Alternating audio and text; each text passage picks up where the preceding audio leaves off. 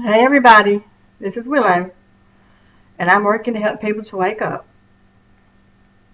I want to talk to you guys today a little bit about Morgellons and the flare, some of the flare-ups I've been having. I did a video a couple of days ago uh, about some initial flare-ups of Morgellons that has started, that I started having again, or that I felt like it's coming back, and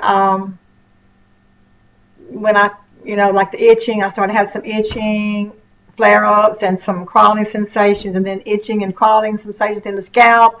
I started having some stinging sensations at the back of the scalp, and when it first started, I thought, oh gosh, I'm getting it again. But since that time, I have been, doing the treatments, and I wanted to talk to you a little bit about what I've been doing and what I feel like is happening. Now, I want to start out by saying that for 10 years, I have been pretty much symptom-free of Morgellons. I haven't had any of the itching, any of the stinging, any of the crawling. I haven't had any of the bugs. I haven't had any of the fungus coming out of my skin. I haven't had any sores. I haven't had any fibers, other than a little bit of fiber when I brush my hair. I haven't had any of the symptoms of Morgellons. So I just assumed that I've been in remission or either healed. I really didn't know. I didn't want to call it healing because I didn't know that, so I just called it remission. But starting beginning of this year, in January, I noticed that some of the itching, started coming back. It started in my scalp. I started having the crawling sensation in the scalp, the stinging at the back of the head, and the itching. And then a couple of days later, I noticed the itching had moved to the rest of my body. So the initial symptoms of Morgellons was coming back. Okay, so I did a video about it to let people know, because it's important to document everything with Morgellons since we know so little about it. Okay, I did a video about the initial symptoms returning, and now I want to talk to you about what I did. Okay, so I started my bathtub treatments again. Now, I have not been doing the bathtub treatments for Morgellons. Not every day. Now, I think I've been doing maybe once a week. And sometimes I don't think I even did them once a week. But I guess you could say I've gotten lazy with my treatments, because I haven't had any more symptoms of it. I haven't had any for 10 years. I've been pretty much free of all the symptoms, so I've been trying to get my life back. I've been trying to restore some sense of normalcy to my life, so I've been trying to start living again. So I've been kind of lazy with my treatments. Okay. When the symptoms, and then when the itching and the crawling started coming back, then I started kind of freaking out. I started kind of freaking out about it, not really knowing what was going on. So I started the bathtub soakings again in Epsom salt, every night. Okay. Sometimes I would do Epsom salt, and the next night I might do baking soda, a little box of baking soda, and I would use like 2 cups of Epsom salt. And then other times I would use borax. Now, I wasn't using a lot of borax in my water, because I haven't used borax that much, so I didn't really want to start out with a lot. So maybe a half a cup. But borax works just as well as the Epsom salt and the baking soda. Now, while I was doing my Epsom salt baths, I also lay back in the tub and soak my head. I soak my scalp at the same time I do my body. Now, I did not soak my scalp in the borax, because I didn't know about what it would do for my hair, but I did soak my scalp in the baking soda and the Epsom salt, because I knew it was okay to do that. I've done it before. So was soaking my whole body and my scalp in the Epsom salt or the baking soda every night. And I'm happy to say that it seems like it has helped, that it has worked, because I don't have, for the last couple of days, I haven't had any more itching and stinging and crawling. I don't feel any of the weird sensations in my body, so I can only assume that it's just being lazy with my treatments, and just over time, with the chemtrail sprayings, when the chemtrails in the air and all, over time, the nanoparticles, I'm assuming they're just building up again in my body, and I haven't been taking the steps to remove them. Now for the scalp, when I get out of the bathtub, I would always saturate my scalp with grapeseed oil for the stinging. Now you can use any kind of oil. I mean, you don't have to use grapeseed oil. Coconut oil works real good. Olive oil works good. Almond oil works. Any kind of oil you can put in your scalp. And then I would just cover it up with just put a cap, one of those caps. The caps that you put on after you do the hot oil treatments, and just put that on my head and sleep in that. But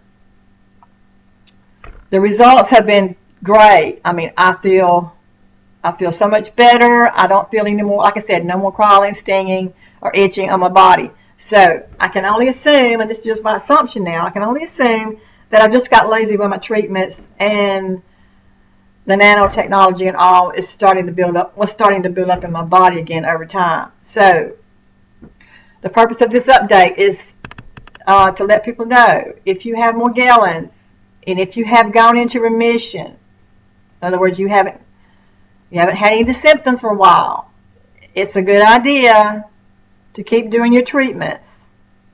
Keep doing your bathtub treatments with your Epsom salt or your borax or whatever, to make sure that the nanoparticles do not build up in your body again. Now, I don't have any fungus, don't have any sores, don't have anything like that. So I feel like that's what's happening. I feel like it's just starting to build up again. I don't want to say that I've been reinfected, because I don't know that. I don't know that I was healed and then reinfected. I mean, I kind of feel like Morgellons is always with you.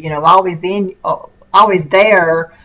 But you have to keep it at bay. You have to keep the fungus and the nanoparticles.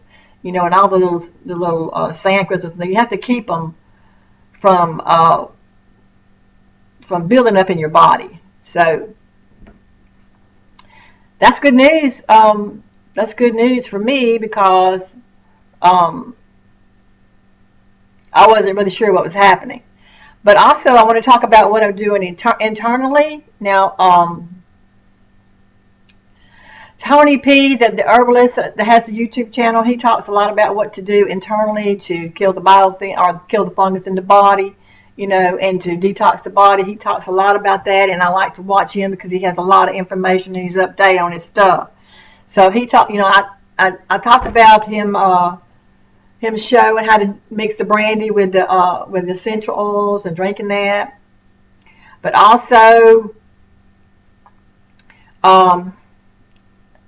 I started taking the colloidal silver, because the colloidal silver works good to help detox the body.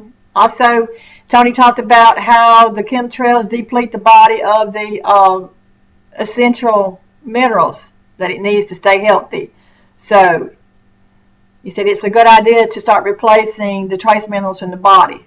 So I'm not taking all the trace minerals, but I started out with a few of the trace minerals to cleanse my body internally. Now, selenium works good to detox the body. It also helps with the skin, to help heal the skin. And actually, selenium has a lot of benefits. It also helps with the brain fog, and the brain disorientation. I'm taking magnesium. I'm taking 2 different kinds of magnesium. I'm taking the magnesium malate. And the magnesium malate actually binds to the toxic metals within your body and helps to remove them. Helps to move them out. So magnesium malate is another good mineral to take. I'm also taking magnesium chloride. Magnesium chloride has all kind of benefits. I mean, I've always used magnesium oil, for like cramps in my legs, because I have the restless leg syndrome, where I can't sleep at night because my legs cramping so bad, and I would just get up in the middle of the night and rub my legs with magnesium oil, and it wouldn't be a few minutes, and they would be okay. And also for insomnia, I would always rub my feet with magnesium oil for insomnia if I couldn't sleep. And after putting the magnesium oil on, if you got some DMSO, I would just rub a little bit of DMSO on top of it to use as a carrier, to help carry it into the system. So magnesium malate, magnesium chloride, selenium, colloidal silver, and I'm also taking an extra copper supplement, because according to Tony P, the herbalist, the chemtrails deplete the copper in your body, which is an essential mineral that your body needs to be healthy. So he says there's a recommended amount of copper to take daily, but he also says that you don't have to take what's recommended. I think he takes more than what's recommended, and he says he hasn't had any side effects from it yet. So I started taking the copper. So that's all of the trace minerals I'm going to start taking for right now. I might do some more later, but I don't want to take too much at one time. Also, I saw today actually on the website War Against Humanity, there was a lady on there who was talking about how she healed herself from Morgellons by taking 2 to 6 drops of essential oils every day. And she listed 6 different kinds of essential oils that she's been taking. I think it's cinnamon, clove, lemon, oregano, thyme, and rosemary. I think that was the 6 that she named that she'd been taking, and she said she would take from 2 to 6 drops of each one every day, and she claims she healed her body from Morgellons. So I'm just throwing that out there. I haven't tried it yet, but I'm going to keep that in the back of my mind that I may want to try that later. So there's all kind of things, that people are coming up with that they say are healing their body of Morgellons. And so we need to know these things. We need to know what's working for other people, in case we want to try it on ourselves. And since we're all experimenting on ourselves, I mean, we don't know exactly what we're dealing with, so we have to depend on our own experiments and other people's help. So that's it. That's what I want to talk about today. Was just give you an update on the flare-ups that I've been having, and to let you know that I feel like I've got it under control. And if you start having flare-ups again, if you've been in remission for a while, you start having flare-ups of Morgellons again, then I would advise that you start the treatments, the bathtub soakings. Start your treatments internally. Start taking something internally.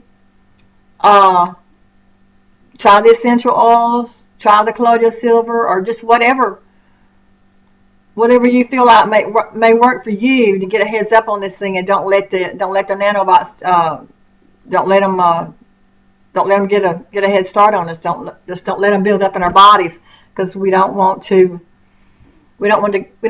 to go through. We don't want to go through full-blown Morgellons again, or at least I don't. So this is a lesson for me. In a way, it's a good thing this happened, because this is like a lesson for me to not get lazy with my treatments, and to keep up my treatments at least once a week. At least once a week. If you're not having any symptoms, it's not necessary to do the treatments every night. I don't think. Of course, you can, but at least once or twice a week from now on. to protect ourselves from whatever it is that we're dealing with. And something happens with me, I'm going to post a video about it, because I want everything to be documented, and I want people to know what's going on so that they can be helped too. So that's all for That's all for right now, you guys. And I am going to do another video in a couple of days about this web-like, weird, web-like, creepy stuff that kind of forms over top of your skin that I have noticed this past week.